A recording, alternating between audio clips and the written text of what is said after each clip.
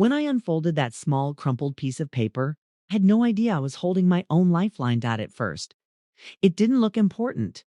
Just a scrap torn from a notebook, edges uneven, creased as if it had been hidden and unhidden too many times. The handwriting was rushed, almost shaky. 5 words. That was all. Pretend to be sick and leave. I remember staring at them, confused, even slightly annoyed.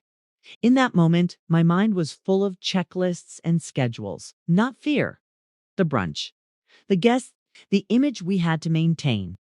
5 careless words from a 15-year-old didn't seem powerful enough to disrupt all of that. I looked up at my daughter. Jenna, she wasn't meeting my eyes. Her face was pale.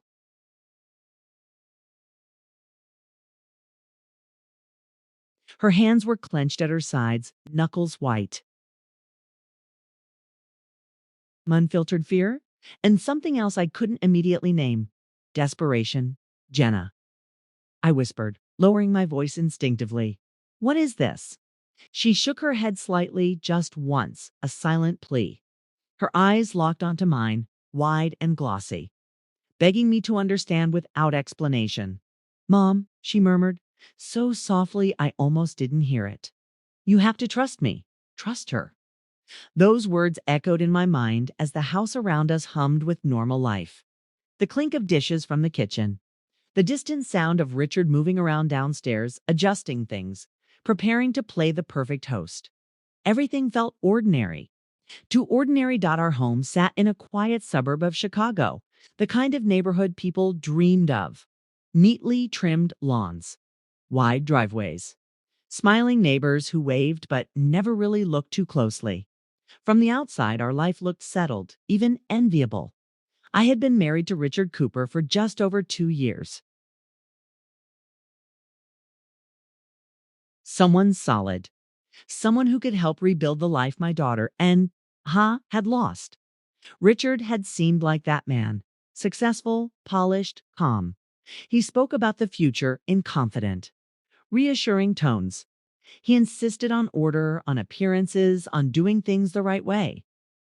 Back then, I mistook control for care. Jenna, on the other hand, had always been different, quiet, watchful. She didn't talk much, but she noticed everything. At 15, she absorbed the world around her like a sponge, storing details most people overlooked. I told myself her distance with Richard was normal, just a child adjusting to a stepfather. But standing there, holding that note, I felt something shift deep in my chest. A cold awareness. This wasn't teenage drama. This was fear, the kind that doesn't come from imagination, but from knowing too much. Mom, please, Jenna whispered again. You don't have time. You need to leave. Before I could ask another question, footsteps echoed in the hallway, and in that instant, I didn't know it yet, but the life I thought I was living was already over. Asterisk. Someone had asked me that morning whether I felt safe. I would have answered without hesitation, yes, our life looked exactly the way it was supposed to. The kind people admired from a distance and quietly envied. A large, well-kept house in the suburbs. Financial comfort. A respectable husband. A stable routine.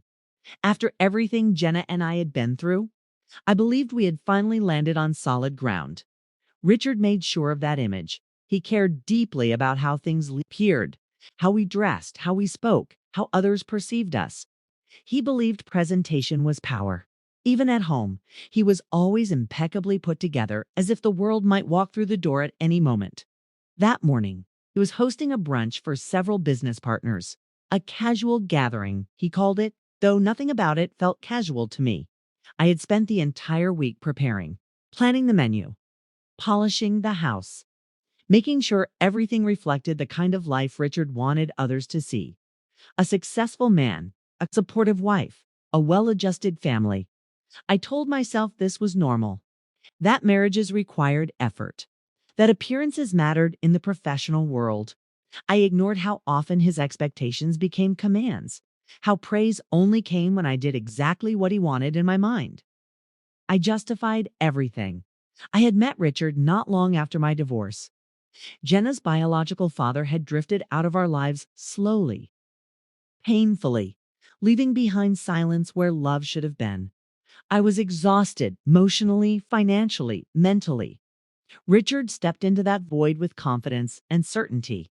He made decisions quickly, paid for things without hesitation, talked about protecting our future.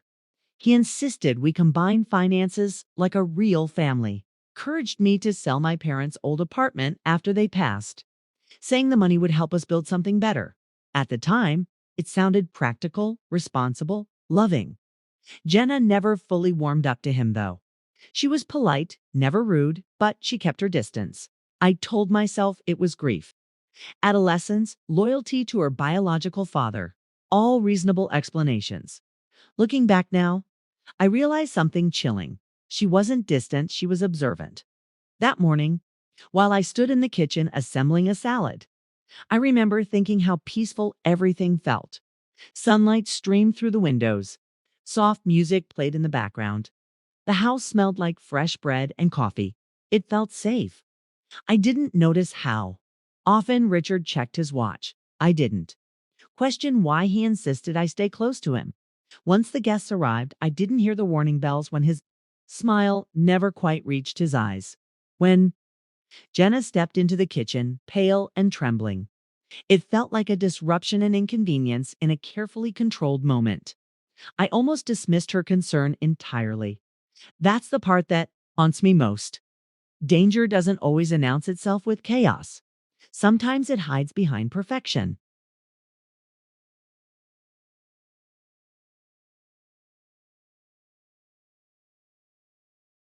Is a child who hasn't learned yet how to ignore her instincts. By the time Richard walked into the room and asked what we were whispering about, the illusion was already cracking. I just didn't know it yet. Richard's voice cut through the kitchen like a blade. "What's going on in here?"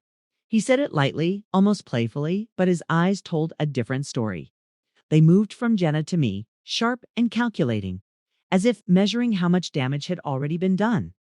I folded the note quickly and slipped it into my pocket. Nothing, I said, forcing a smile. "Jenna's just not feeling well." Jenna froze. For half a second, I was afraid she'd contradict me, expose everything. But she caught on faster than I expected. She lowered her gaze and nodded, pressing a hand to her stomach. "I think I'm going to be sick," she murmured. Richard stepped closer. Too close. His presence filled the room, heavy and suffocating. He studied her face, then mine, as if searching for cracks. "You've been fine all morning." The lie balanced on a knife's edge. One wrong word, one hesitation, and everything could collapse. "I know," I replied, keeping my voice steady. "But she looks pale. I might not be feeling great either." That did it. Richard hated unpredictability. Anything that disrupted his plans irritated him, especially in front of others. He glanced at the clock again, jaw tightening. "Well," he said after a moment, "go lie down. We don't need any scenes today." Scenes, the word lingered, sharp and deliberate.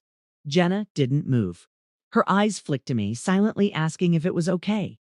"No," I said quickly. "I think we should leave. I'll take her to urgent care, just to be safe." Richard's expression hardened for the briefest instant. It was gone almost immediately, replaced by a polite smile, but I saw it. For the first time, I truly saw it. "Control slipping. That won't be necessary," he said. "I can call the guests and reschedule." "No," I said again, firmer now. "You've worked too hard on this. I'll handle it." There was a long pause. The kitchen felt suddenly airless. Somewhere in the house, the doorbell rang early arrivals. Richard exhaled slowly, as if choosing his words carefully. "Fine," he said at last. "But don't take long." "Ah," I nodded, already reaching for my coat. My movements felt unreal, like I was acting in someone else's life. I didn't grab a purse, didn't pack a bag, just my keys and my phone as we walked toward the front door. Richard followed us. "I'll check on you later," he said pleasantly. "Make sure you rest." His hand rested on my shoulder, his grip just a little too tight. I forced myself not to flinch. The moment the door closed behind us, I let out a breath I didn't realize I'd been holding. Jenna grabbed my arm. Mom, we can't go back, she whispered. I looked at her, then really looked at her hand, saw the certainty in her eyes. Whatever she knew, it was serious. And whatever I had just done had bought us time, but not much. Had bought us time, but not much. I didn't drive toward the hospital. Instead, I took the first unexpected turn out of our neighborhood, my hands shaking so badly I had to grip the steering wheel tighter. Jenna noticed immediately. Mom, she said quietly, you're going the wrong way. I know, I replied. We're not going anywhere he'd expect. Her shoulders sagged in relief, like she'd been holding herself together by sheer will until that moment. For a few minutes, we drove in silence. The normal world continued around us, traffic lights, passing cars, people heading to ordinary destinations. It felt wrong that life could keep moving when mine had just cracked open. Talk to me, I finally said. Everything. No skipping. Jenna swallowed hard. Last night, she began, I couldn't sleep. I went downstairs to get water. I glanced at her in the rearview mirror. Her hands were folded tightly in her lap, fingers twisting together. I heard him on the phone, she continued. In his office. He thought everyone was asleep. My chest tightened. At first I didn't mean to listen, she said quickly. But then I heard your name. I slowed the car. He was angry, Jenna said. Not loud, quiet, angry. That you didn't understand how things worked. A chill crept up my spine. He talked about money, she went on. About accounts and documents and how everything would be simpler once you were out of the way. I felt my breath catch. Out of the way? How? I asked, though part of me already knew the answer. Jenna's voice trembled. He said accidents happen all the time. That people believe what they're told if it sounds reasonable enough. The world seemed to narrow to the road in front of me. He mentioned today, she whispered. The brunch. He said it would be the perfect time. Lots of witnesses.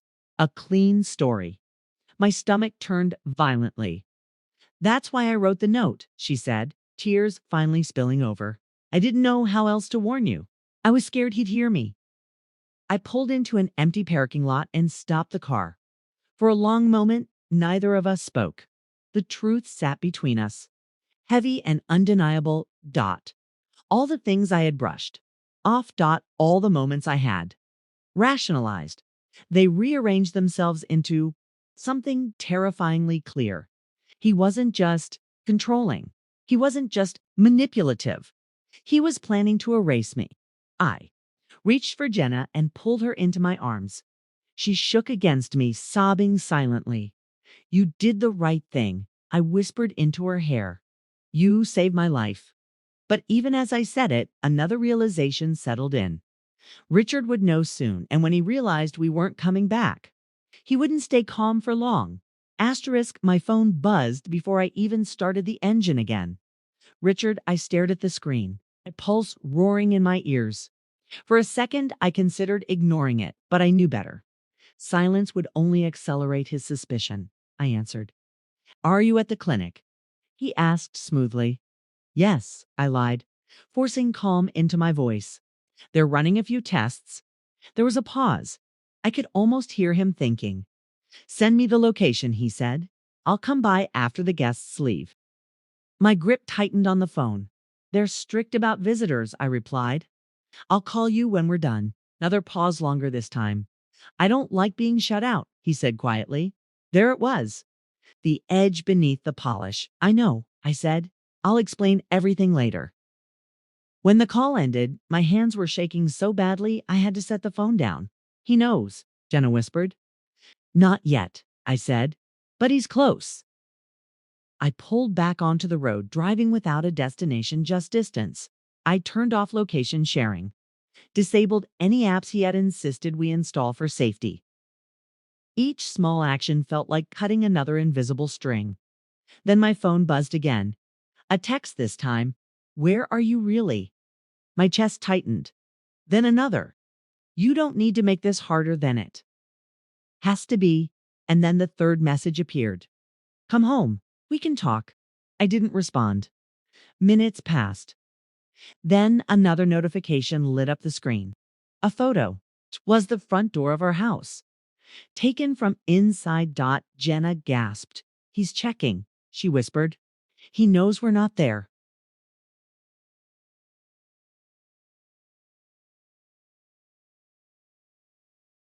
He said, after everything I've done for you. I hung up. That's when fear became something else entirely, not panic, not confusion, but clarity. This wasn't a misunderstanding. This wasn't salvageable. This was a man who had lost control and was determined to get it back. I took the next exit and headed toward the one place he wouldn't think to look. And behind us, somewhere in that perfect suburban house, Richard Cooper stopped pretending I didn't tell Jenna where we were going. The less she knew, the safer she was if things went wrong. I only told her to keep her phone off and her head down. She nodded without question, far braver than any child should have to be. I drove toward the older part of the city, where streets twisted unpredictably and familiarity worked against you. Richard liked control patterns, certainty. Chaos would frustrate him. My phone buzzed again, then again. I ignored it at a red light. I glanced in the rearview mirror and my heart dropped. A black sedan sat 2 cars behind us. It could have been anyone, but something in my gut screamed. Otherwise, when the light turned green, I didn't accelerate immediately. I waited a beat, then turned suddenly onto a narrow side street. The sedan followed. Jenna saw it too. Mom, she whispered. I know, I said. I took another turn, then another. The sedan stayed with us, close enough that I could see the driver's silhouette. Richard, my hands went cold. He must have left the brunch early, or never intended to stay at all. I sped up, weaving through traffic, my mind racing. Calling the police crossed my mind, but what would I say? That my husband was following me, that my daughter overheard a phone call. Not yet. We needed proof, safety, distance. I pulled into a crowded grocery store parking lot and cut the engine out, said quickly. Now we slipped into the store, blending into the Saturday crowd. I grabbed a cart and pushed it casually, forcing myself to breathe. To look normal. From behind a display, I saw him enter minutes later. No smile, no charm, just fury barely contained beneath his calm walk. He scanned faces. A predator searching for prey. Jenna clutched my sleeve. He's going to find us, she whispered. Not today, I said. I abandoned the cart near the dairy aisle and led her through a side exit I remembered from years ago. We emerged into an alley and kept walking, then jogging, then running. I flagged down a taxi at the corner. Anywhere but here, I told the driver as the car pulled away. I looked back once. Richard stood at the edge of the parking lot, staring straight at us as if he could still see through the traffic. That was the moment. I understood something chilling. He wasn't going to stop, and whatever future I thought I had.